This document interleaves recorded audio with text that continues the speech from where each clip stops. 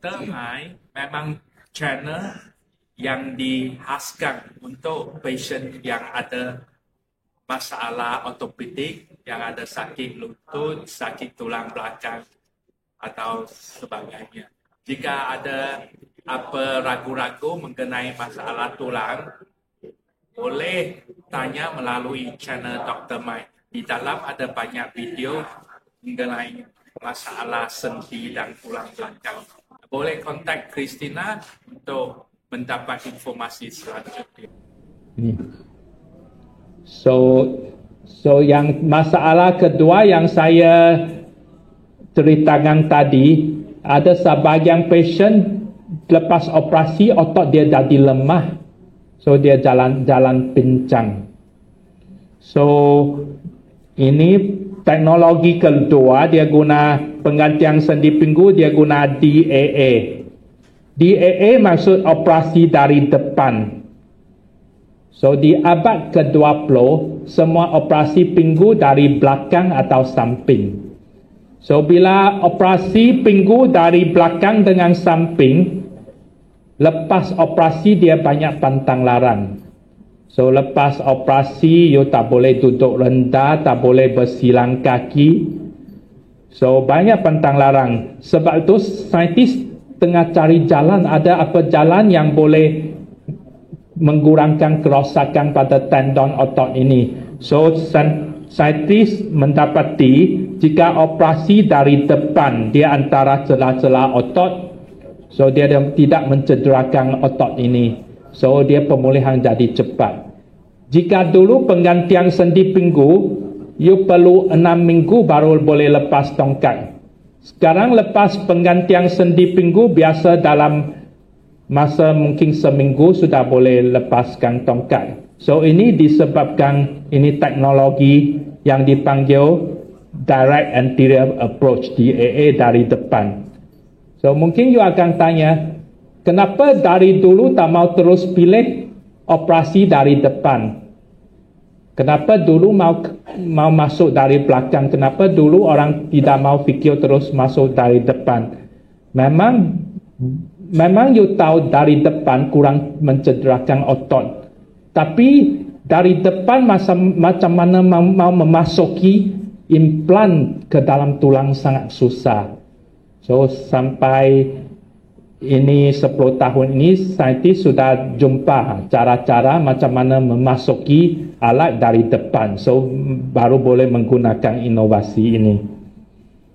So dia operasi memang dari depan antara celah-celah otot.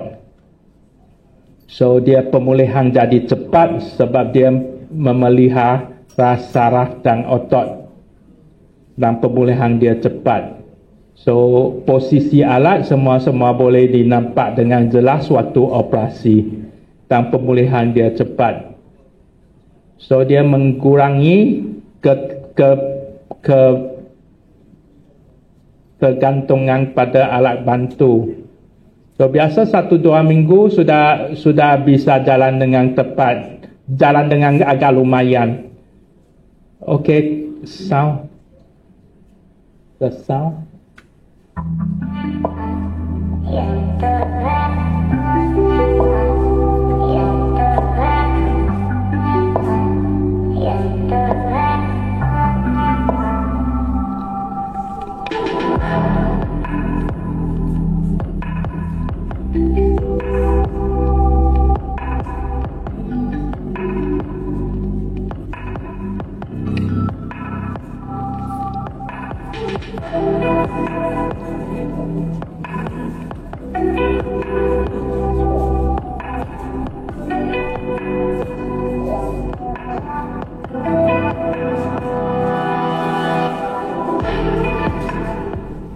Saya waktu 2018 Desember, saya kan ke Amerika. Nah, waktu ke Amerika itu tanggal 30 New Year's. Nah, saya bangun pagi-pagi, kenapa saya punya kaki bengkak, swollen gitu, terus sakit sekali. Nah, saya pulang ke Jakarta. Setelah pulang ke Jakarta, saya ada pergi ke beberapa dokter waktu itu. Sampai mereka periksa saya punya vein gitu ya, takut ada kena blok. Tapi ternyata kata dokter nggak apa-apa. Jadi saya pergi ke dokter ortopedik. Waktu itu saya terus diterapi gitu. Tapi dokter itu belum ngomong sama saya bahwa saya punya hip tuh ada masalah. Selalu cuman coba diterapi gitu. Tapi waktu 2019 saya ke satu dokter di Singapura. Dokter itu bilang saya, ibu punya lutut nggak masalah sebenarnya. Tapi dia nggak ngomong saya hip. Terus saya pulang ke Jakarta, saya tetap juga coba terapi, berobat gitu ya. Satu hari saya ketemu satu dokter ortopedik, dia bilang begini sama saya, kamu punya hip yang bermasalah. Tapi saat itu kan nggak lama kan pandemi, saya juga nggak berani kemana-mana. Di Jakarta pun juga takut ke rumah sakit. Begitu, sampai saya terakhir nih, saya punya temen. Pernah dia operation, dia punya knee ya, sama dokter Lee. Ada beberapa temen yang pasti, jadi mereka yang bilang sama saya, coba aja ibu konsultasi sama dokter Lee. Jadi saya konsultasi sama dokter Lee. Dokter Lee bilang bisa. Sekarang kan sistemnya baru, pakai DAA. Bukan ini. Kalau mau pakai yang lama, titanium juga oke. Kan, jadi saya ambil yang DAA. Saya punya perasaan yang penting saya happy, saya bisa jalan. Karena bagi saya daripada saya dibebanin sakit terus, sakit sebelah kiri, saya udah terus kemana-mana, saya fisioterapi, saya juga udah seminggu saya tuh pilates, saya juga hidroterapi. Tapi kan namanya sakit ini kan kadang 2 minggu enak, nanti 1 minggu lagi sakit lagi. Jadi kan on off. Daripada ini ya udah saya ambil keputusan, keberanian untuk saya sekali 2. Benar-benar satu challenge.